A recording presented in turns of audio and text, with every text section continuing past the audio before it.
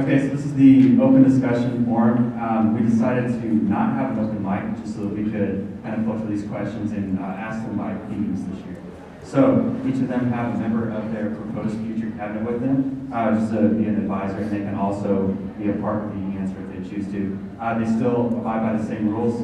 We're going to limit these responses to 2 minutes apiece. We will cut off anybody that seems to go over. Hopefully that won't happen. And you will get a 30-second rebuttal if you aren't actually responding to the question personally. So.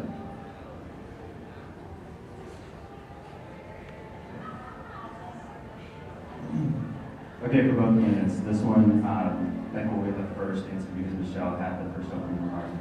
During the debate, neither of you laid out practical and tangible plans for seeing change at IWU. What are some of the current plans you have in the works to bring positive change while in office?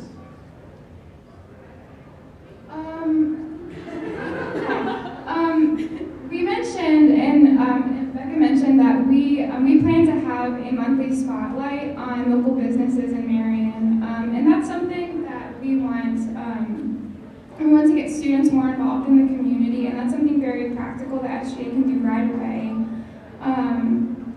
That's probably the most tangible thing. Also forums, those are already happening, and we want to make those more specific, more engaging, and increase student participation in those. Those are our tangible goals.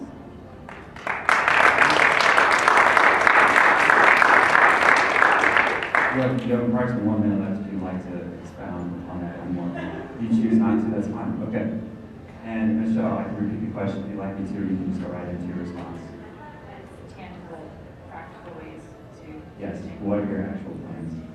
Okay, so for the first one we talked about was transparency and communication. One of the first things that we're going to do is ensure that every time a student sends us a complaint or a question or whatever, that we're personally going to respond to the student and ensure that they're up to date and they know exactly where their complaint or their focus or whatever it is they ask, that they know where that is in the process, so they're completely aware.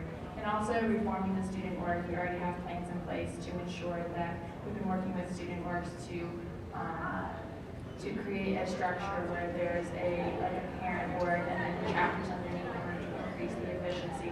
So those are some practical and tangible things that you'll see immediately. Additionally, we also want to work with the community. We're uniquely prepared to do that.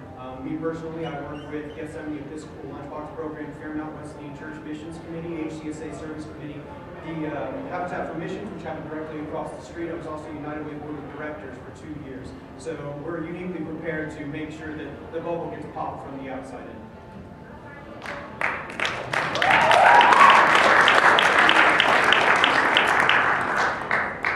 All right, this is the first of our guests. Becca, do you have a rebuttal to that? Yeah, I would just like to add a little bit more, I guess. Just something that we are doing as well is just currently with working on languages and study abroad program, that's something we really hope to continue to advance.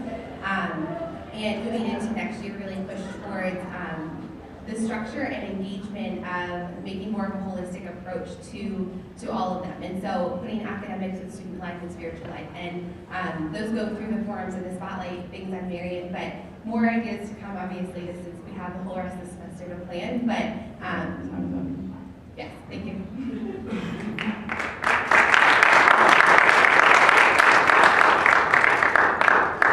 This is the first question directed to a specific candidate. Michelle, you will have 2 minutes to respond to this question. Michelle, with your time commitments, basketball, honors college, etc., are you able to fulfill the time commitments of the student body president, 80, 30 hours a week? Yeah, that's a great question. I am in basketball in the honors college, and I have 2 majors. So while it seems that she's not going to be able to do that, I am fully prepared and capable of doing the job. One, because I understand that the president's job is not to do absolutely everything on SGA. There's a cabinet, there's an assembly, and we also want to start working with student orgs in order to delegate and to allow people to use their skills and abilities to be able to incorporate more people. So we have a broader range of opinions and ideas. So I will not have to be involved in absolutely every minute aspect of SGA because I'm not a micromanager, and I will be ensuring and facilitating and fostering the leaders that are on the assembly, that are in the cabinet, that are on student orgs, and ensuring that they are utilizing and maximizing their talents to be able to serve Iowa in the best possible way. So yes, I will have enough time to serve SGA well and to have it done with excellence. Thanks. Thank you. We'll get a 30-second response to this question, as Michelle will get a 30-second response to specific questions directed. I'm sorry, Samantha. Okay, along with that, I think seeing currently how the assembly works and how the cabinet system works, seeing how the presidency works, takes a lot of time and a lot of energy. And even though you have a cabinet and assembly, it takes a lot of determination. And this is not me saying anything beyond with your schedule and things like that, but just seeing what my schedule is going to be clear slate, and I have my cabinet for that as well. But being able to have that time to be able to really dedicate time to the students and just time for serving you guys in this community.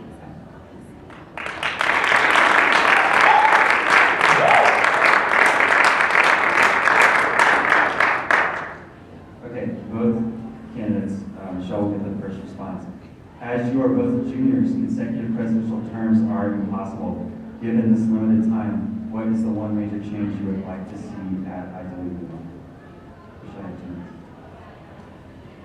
I think that the one major change that I would like to see happen on IWU is a greater interaction between the community of Marion and the IWU students. I think that, as many of you know, we have this idea, an IWU bubble of, a separation and divide between the students here and the community residents of Marion. And as I've been talking to residents of Marion, I think that if we're going to be a Christian university, to have that divide, to have that, it's almost an animosity between the Marion residents can have for IWU based on history. I think that's not something that we should be proud of, nor should it be something that we allow to continue.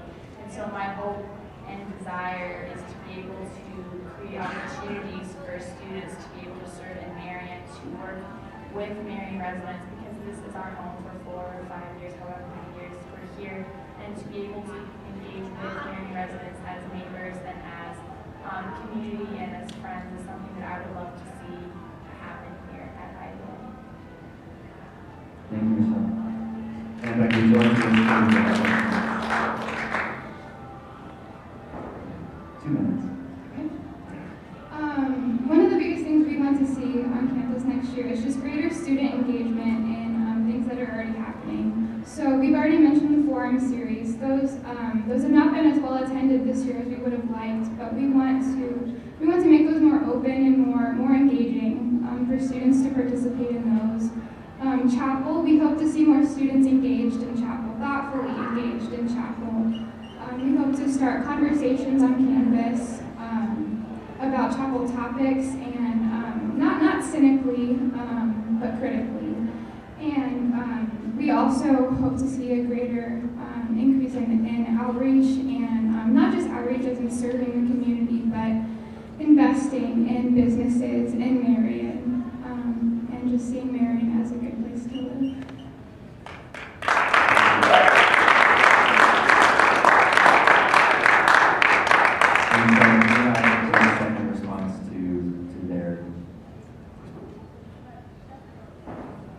Yeah, just what we want to say is that with already being engaged in the community, the resources that we're bringing forth are already in place. This, for us at least, this doesn't start tomorrow, and definitely doesn't start next year. It's already started. So we're familiar with the Marion community. We're uniquely prepared to deal with the Marion community in the ways that they need, in addition to the ways that we need.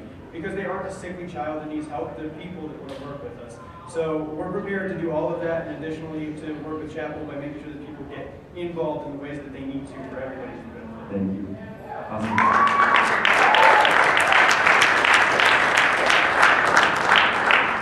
Becca, this is specifically addressed to you. All things you listed about change involve more money being poured into the school. Example, ballroom plus building hours, which means more than 8 hours. How would you do this without more money or taking from other programs? We repeat that last word, without more money, what? Without more money or taking from other programs?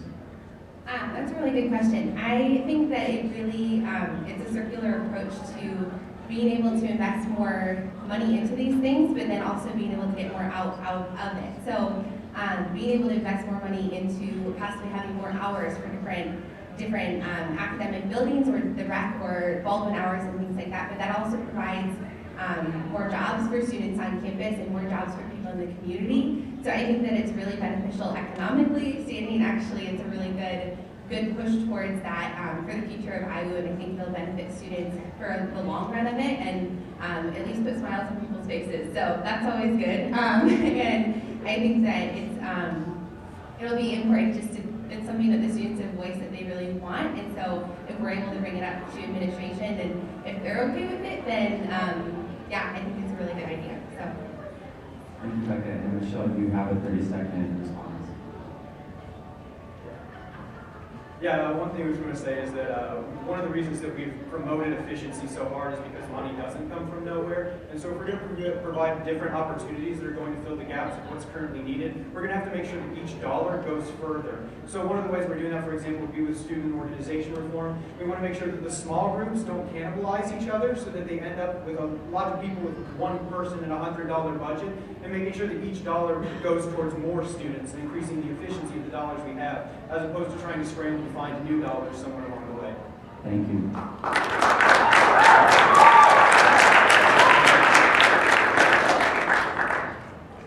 Okay, Michelle, this question is directed specifically to you. How do you think your cabinet in your position with the SGA will work, with none of you having been involved before with SGA? It didn't say none of us have been involved in SGA. That was the wording of the question. Right, well, that's not true. We actually do have cabinet members who have served on SGA before us. Steph Mongers, VP of Finance and Student Organizations. She has served in the last several years as divisional rep, and she's also been a student org leader herself, so she's able to uniquely, she's seen both aspects and both sides of the issue, so she's able to bring that in. But I don't think that it's necessary to be in SGA or to have the leadership capabilities to facilitate and win in SGA. We've served in a variety of leadership around campus, which leadership skills can be used in any instance. So we have the leadership skills necessary in order to facilitate and foster an SGA that is open and attentive to the needs of students. And we bring, and I think this also enables us to bring a fresh perspective on what students need and what students have asked for, because we've seen the divide from the student side of what SGA has not been or been able to accomplish. So that is something that I think is going to be a benefit to our cabinet. Utilize those experiences that we've used to serve IWU around campus will be vital. So those are the things that we can do, even though we necessarily haven't served in SGA. But we also will receive training during this summer, so in case that's worrying for some people, we'll have that opportunity to get training. So. And Becca, you can use a 30-second rebuttal if you choose. Okay.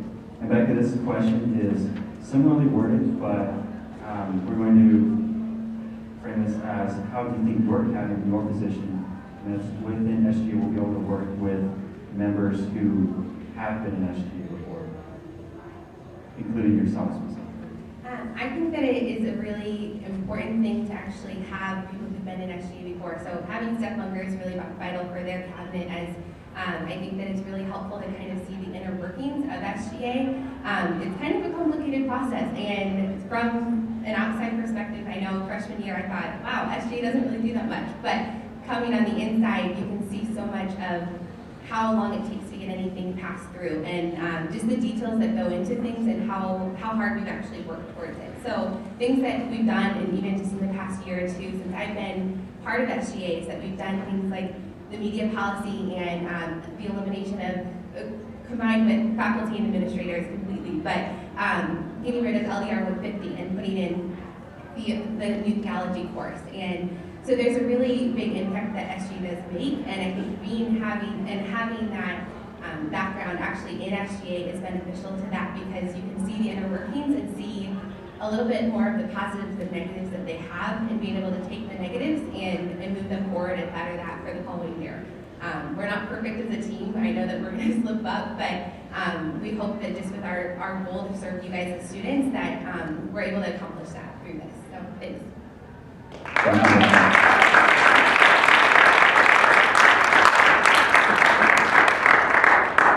And 30-second response if you choose.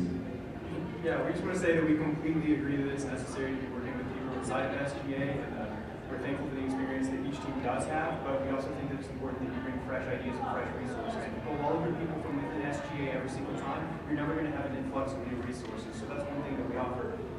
And we intend to maintain the conversation between the people of SGA, even if we're elected. So thank you. Thank you. Okay. All right, this is the vote candidates. We will give Michelle this first response here. What do you identify as your most important difference with the opposing candidate in ticket?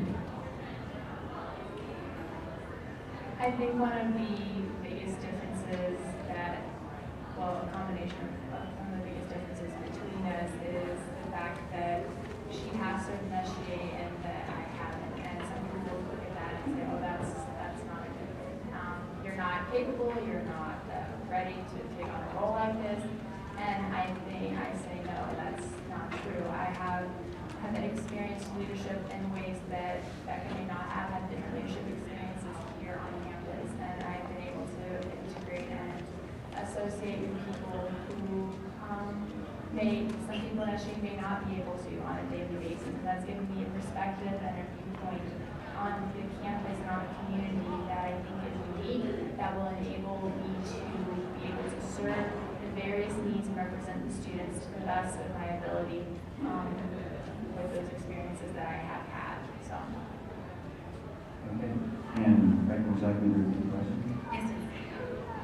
What would you identify as your most important difference with the opposing candidate and your ticket?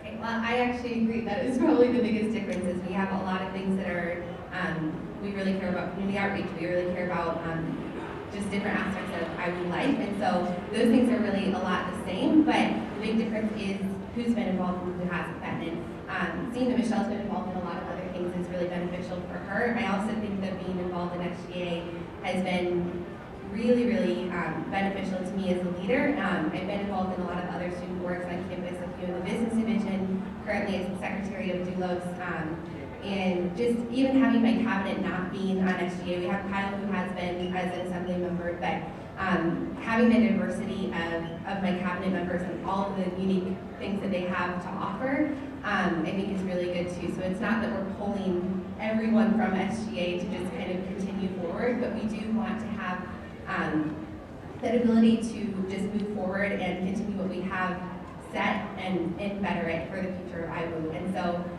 we see that as just probably the biggest difference between us, but we see it as a positive coming from our side. Thank you.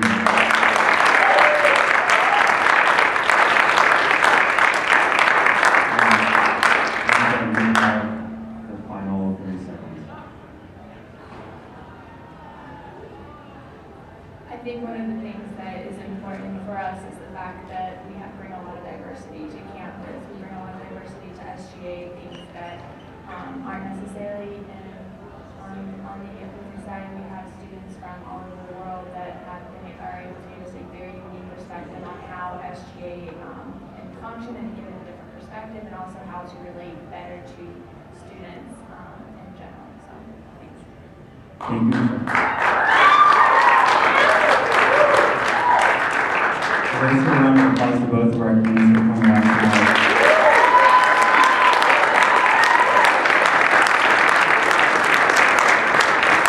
All of you guys for coming out and supporting the candidates and SGA in general. We'd like to also invite you to pay attention to your emails on Wednesday at 7 a.m. You'll receive an email which will allow you to vote in the elections, but you can also go to the table in the hallway between 9 a.m. and 4:30 p.m. and vote by just logging into your email there.